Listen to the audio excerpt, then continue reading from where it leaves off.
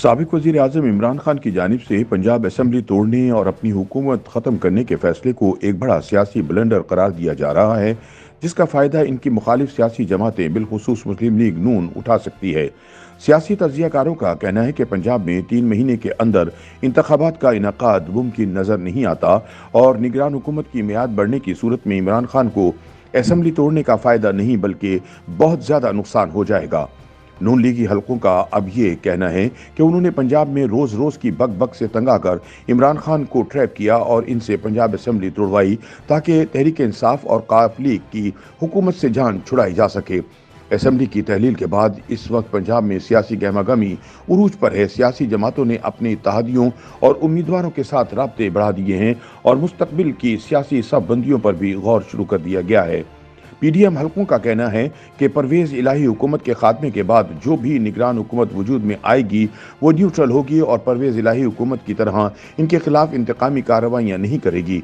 ऐसी सूरत में नवाज लीग को अगले इंतखाबात के लिए साजगार माहौल मैसर आ जाएगा, जिसका फ़ायदा उठाते हुए वो अपनी सियासी पोजीशन को मजीद मुस्तहकम करेगी। नून लीगी हलकों के मुताबिक मुस्लिम लीग नवाज की क़यादत में भरपूर इलेक्शन मुहिम चलाने के लिए तैयारियाँ शुरू कर दी हैं और इसीलिए मरियम नवाज भी इसी महीने मुल्क वापस आ रही हैं।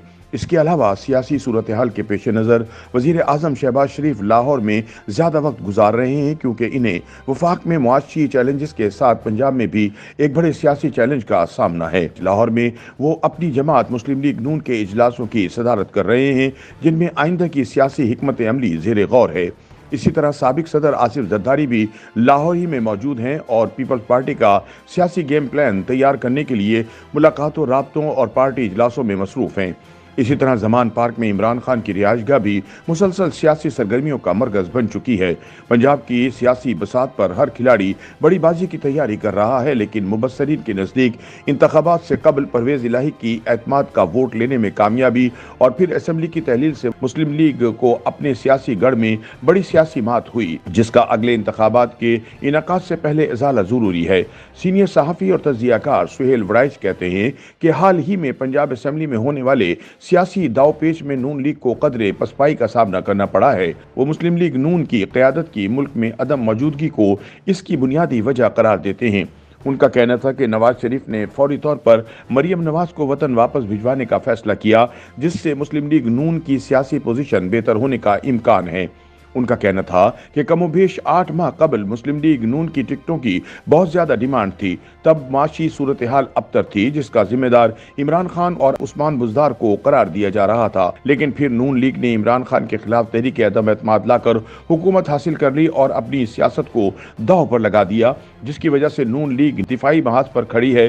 ताहम उनका कहना है कि अगर इमरान खान को इक़्तिदार से ना निकाला जाता तो वो आज भी वज़ीर आज़म होते और जनरल फैज़ हमीद आर्मी चीफ होते। लिहाजा नून लीग बहुत ही मुश्किल हालात का सामना कर रही होती।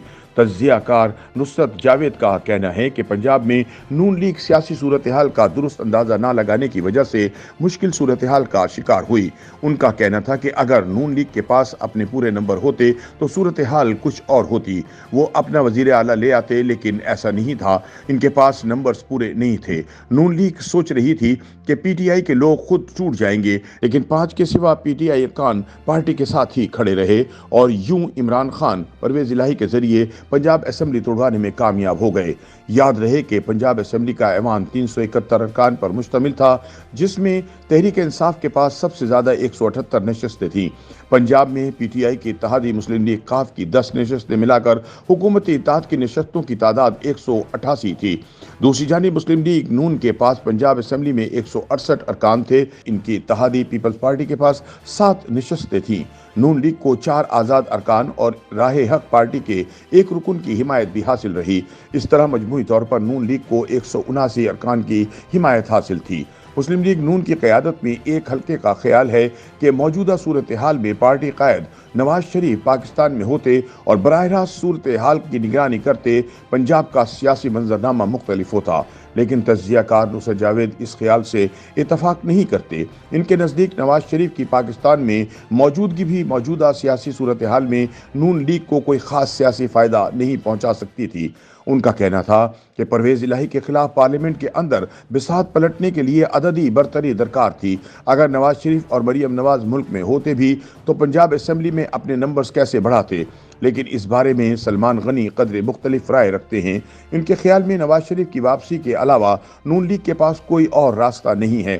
ان کا سیاسی کیس تھا اور ان کی مقبولیت تھی۔ ان کے بقول حقیقی قائد مصلحت پسندی کا شکار نہیں ہوتا اور وہ اپنی سیاست کو داؤ پر نہیں لگاتا۔ ذرائع ابلاغ میں مریم نواز کی رواں ماہ واپسی کی خبریں گردش میں ہیں، تاہم ان کی جانب سے ابھی تک پاکستان واپس آنے کی کسی تاریخ کا اعلان نہیں کیا گیا۔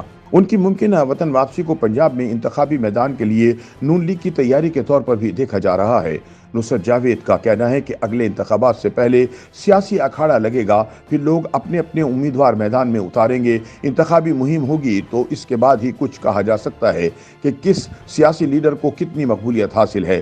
ان کا کہنا تھا کہ انتخابات میں اصل مقابلہ پی ٹی آئی اور نون لیگ کے درمیان ہوگا۔ ان کا کہنا تھا کہ وفاقی حکومت آئی ایم ایف کے ساتھ معاہدے کو کچھ عرصے کے لیے ٹالنے میں کامیاب ہو گئی ہے، جس کے باعث بجلی، گیس اور پیٹرول کی قیمتوں میں اضافہ نہیں ہوا۔ اسی طرح معیشت کچھ اور بہتر ہو گئی تو اتحادی حکومت پنجاب اور پختونخوا میں انتخابات ہونے دے گی۔ بصورت دیگر وفاقی حکومت کوشش کرے گی کہ انتخابات کچھ تاخیر سے کرائے جائیں۔ تاہم تجزیہ کار سلمان غنی کے بقول انہیں پاکستان میں 2 انتخابات ہوتے ہوئے نظر نہیں آتے۔ ان کا کہنا تھا کہ صوبوں اور باقی ملک میں الگ الگ انتخابات نہیں ہو سکتے، پورے ملک میں وفاق اور صوبوں کے انتخابات ایک ہی ساتھ ہوں گے۔ اس کے لیے بہتر ہوگا کہ سیاستدان آپس میں بیٹھ کر بات کر لیں۔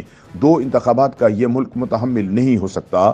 ان کا کہنا تھا کہ رواں برس 30 اپریل تک ملک میں مردم شماری ہونے والی ہے۔ اسی طرح پنجاب میں 5 نئے اضلاع کا قیام عمل میں لایا گیا ہے، جن کی حلقہ بندیاں ہونے والی ہیں۔ اسی طرح دیگر وجوہ کی بنا پر تکنیکی اعتبار سے بھی یہ ممکن نظر نہیں آ رہا۔